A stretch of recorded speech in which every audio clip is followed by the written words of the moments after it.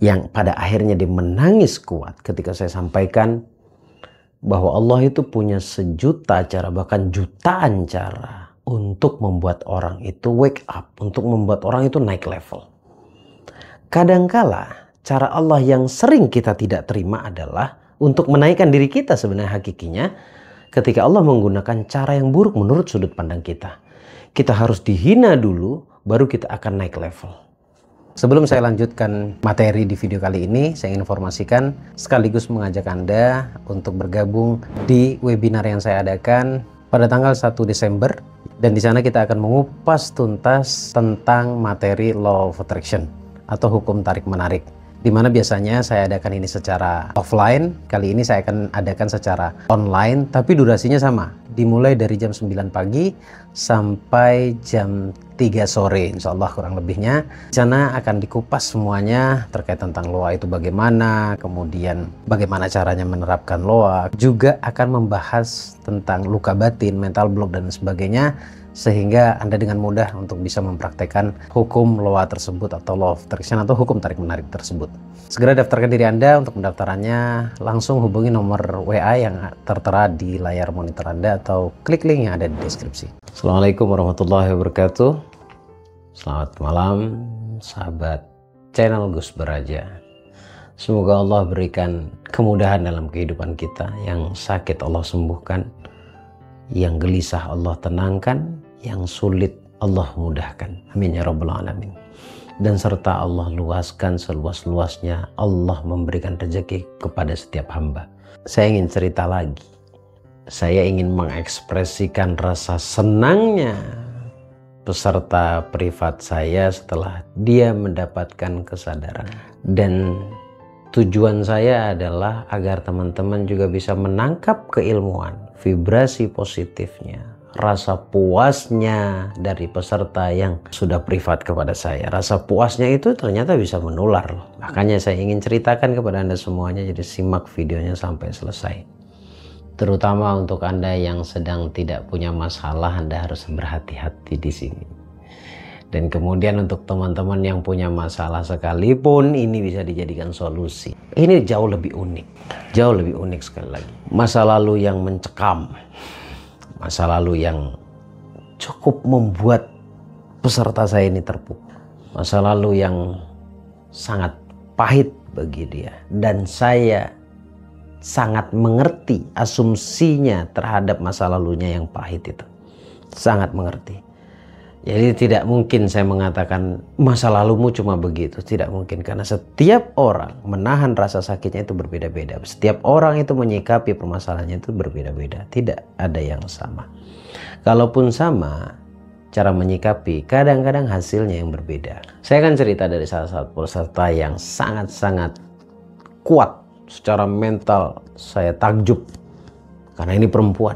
Secara mental sekali lagi saya takjub, karena sekalipun atau jika saya mengalaminya belum tentu saya kuat seperti dia.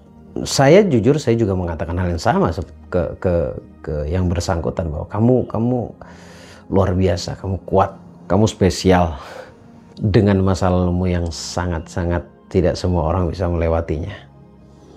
Walaupun harus saya akui, ternyata dari ceritanya saat di masa kecilnya dia tergolong orang yang sangat berkecukupan, lebih bahkan karena ayahnya orang kaya. Tetapi dia mendapatkan edukasi yang diajarkan untuk mandiri lah, diajarkan untuk mandiri. Kemudian singkat cerita, orang tuanya meninggal dan pasti dia terpukul, pasti dia terpukul.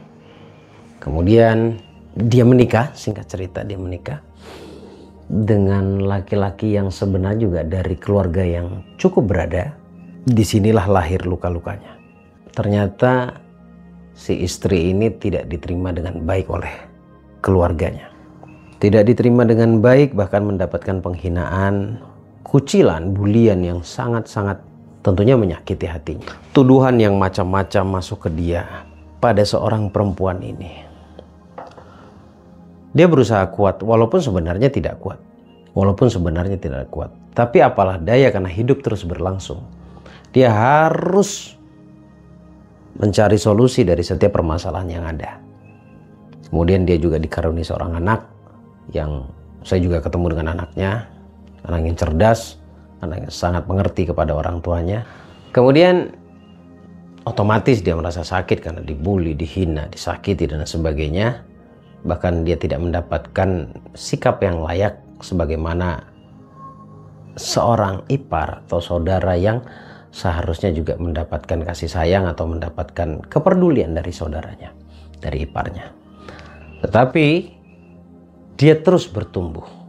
Nanti saya akan ceritakan ada hal-hal yang sangat aneh dari dia, tetapi ternyata ini adalah loa banget.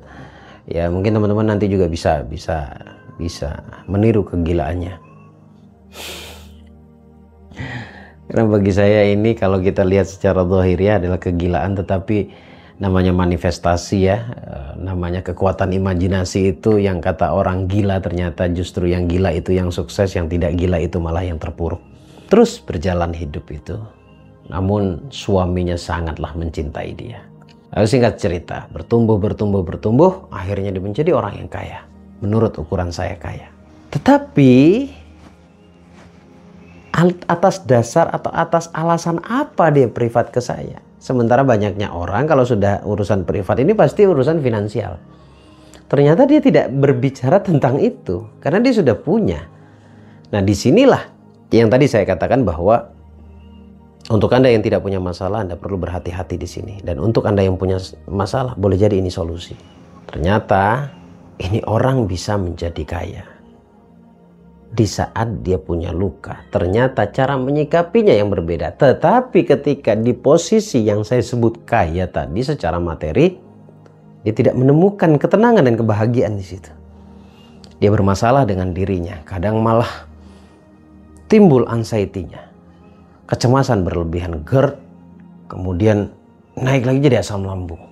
Dan itu selalu seperti itu.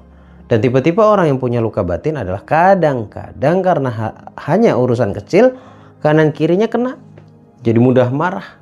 Kalau saya paham, karena itu adalah ciri-ciri orang yang sedang memiliki luka batin. Ketika di posisi yang menjadi impian banyak orang, katakanlah kaya, berkecukupan, ternyata dia tidak menemukan kebahagiaan di situ. Yang semestinya dia harusnya puas, dia bahagia. Mungkin inilah yang dianggap bahwa kekayaan itu tidak membuat orang bahagia. Mungkin. Tapi perlu saya luruskan di sini, karena bahagia dengan kekayaan itu dua hal yang berbeda. Dua hal yang berbeda. Jadi tidak bisa kita sandangkan dua hal ini, walaupun harus saya akui mestinya orang kaya itu bahagia. Karena biasanya pokok permasalahan orang tidak bahagia itu adalah ketika keinginannya tidak terkabul. Keinginannya tidak terrealisasi. Nah dengan kekayaan ini, keinginannya bisa terrealisasi, maka dia bisa mendapatkan kebahagiaan. Tapi sekali lagi antara bahagia dengan kaya itu dua hal yang berbeda. Dua hal yang berbeda. Nah saya sampaikan ke Anda, saya ceritakan ke Anda bahwa ternyata ada loh orang kaya yang tidak bahagia. Tapi jujur lebih mudah sih mengedukasi orang kaya tidak bahagia daripada orang tidak kaya ingin bahagia. Saya lanjut ya teman-teman ya. Asik ini ceritanya. Dia tidak menemukan kebahagiaan di situ. Ternyata muncullah rasa takut, trauma.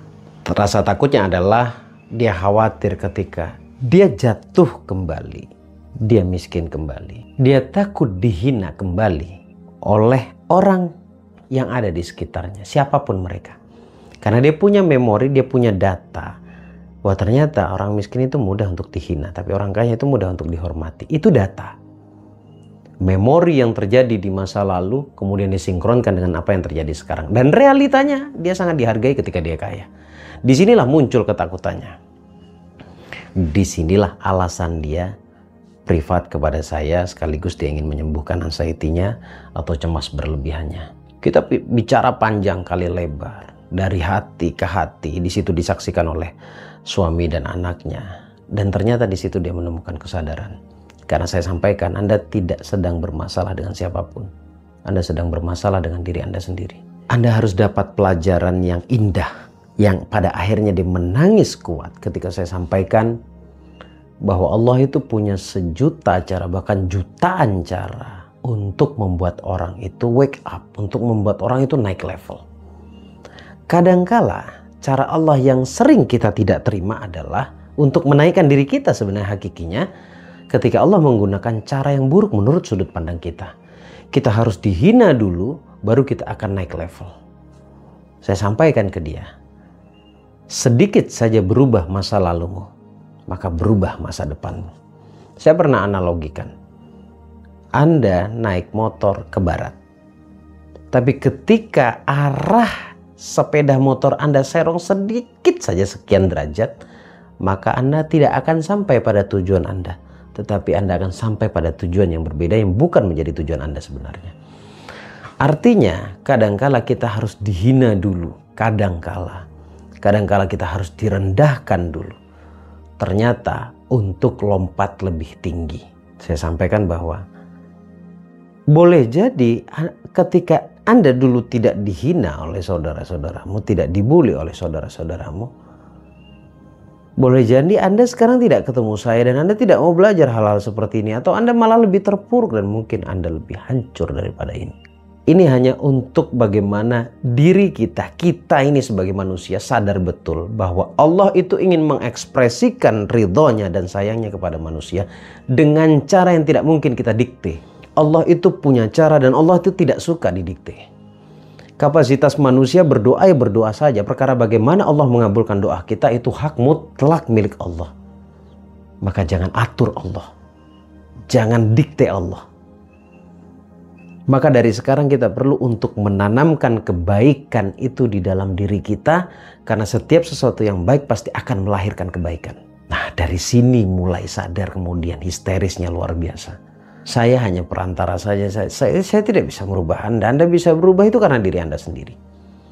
Anda bisa bahagia itu karena diri Anda sendiri. Bukan karena saya, walaupun saya seorang guru ataupun saya seorang praktisi yang mengajarkan Anda. Tidak bisa. Siapapun itu tidak bisa memberikan solusi. Kami semua pembicara itu hanya bisa memberikan cara bagaimana Anda bisa memperbaiki diri. Nah, dari perbaikan diri Anda itu barulah Allah berikan solusi. Satu pelajaran yang indah bisa kita tarik dari cerita ini adalah ternyata kalau kita membangun sebuah kesuksesan itu dari kendaraan luka, maka kita pun tidak akan menemukan kebahagiaan. Tetapi ketika kita bijaksana menyikapi lukanya kita di masa lalu, maka kita pun akan seketika merubah keadaan. Karena ini hanya sekedar perkara sudut pandang. Hanya perkara sudut pandang. Dan kemudian hal fatalnya adalah ketika kita tidak mensyukuri apa yang hari ini kita dapat. Dan plusnya dari peserta ini dan hebatnya dari peserta ini adalah dia masih bisa bersyukur atas keadaannya.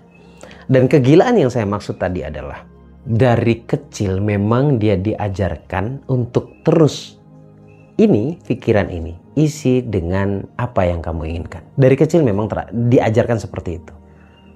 Secara tidak langsung dia tidak cerita demikian, tapi saya ambil kesimpulan dari ceritanya.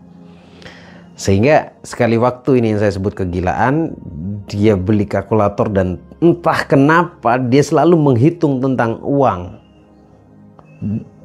Mungkin ini manifestasinya. Dan ini cara dia. Sekali lagi manifestasi itu hanya perkara cara. Dan uang itu tidak ada, dia menghitungnya. Uangnya nggak ada tapi dia menghitung. Dan mungkin sekarang orangnya sedang nonton dan akan tersenyum dia. Karena saya sudah minta izin untuk menceritakan ini. Tapi saya tidak akan sebutkan namanya. Nah, dari cerita tersebut saya pun tersenyum. Inilah kehebatan manifestasi. Apa yang terjadi? Pikirannya tertanamkan tentang uang tersebut. Dan ketika tertanamkan di pikiran tentang uang itu tersebut, magnetnya bekerja. Magnetnya bekerja. Ketika dia tidak bisa membedakan mana imajinasi, mana realita. Disitulah visualisasi itu bekerja. Dan hanya sepersekian detik, jika visualisasi itu dia tidak merasa bervisualisasi, tapi menjadi real di dalam pikirannya. Saat itu juga dia terjebak dalam imajinasi, sehingga dia menganggap itu realita. Itu yang akan terkabul. Ini loa. Ini hukum alam, di mana setiap orang tuh mengalaminya.